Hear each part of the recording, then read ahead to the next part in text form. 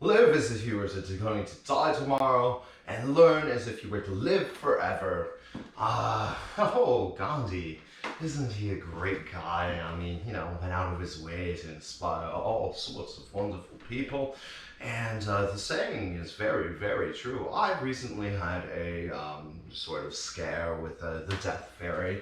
And I have to say, I have a new a perspective on life. You've got to take life by the balls, and you never know when everything's just going to cease from a random meteor that just destroys us all, or stupid crap involving with humanity.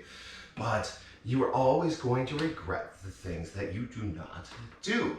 One of the things they do is talk to older people and be like, well, what do you regret out of life? Because, they like screwing with the older people. But they, most of them are like, I wish I would have spent more time with friends and family and all that stuff, and gone more, traveled. Not once did they say I wanted to be at my job more or make more money, because those things in the end do not matter. They seem like they matter at the moment, but in the end, that's not what you're going to be focused on. That little plasma TV or something like that, or those shows that you watched. It's going to be people, places, and things.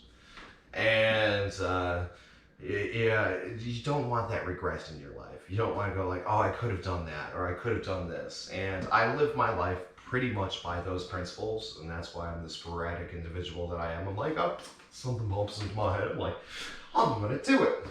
And it may have got me in a few problems before in the past, but I gotta say that I don't regret those instances. I would have regretted not doing those instances and not finding out what would have happened if I would have just been like on my little hands and knees going, why? So, learn like you're going to live forever. And learning should be a process of everything that you do. It keeps your mind healthy, it keeps you going, it keeps you full of sanity and love and everything else. It's good to be able to learn things. A lot of people, they get stuck in their ways and they never build past a certain point, and they just become stagnant.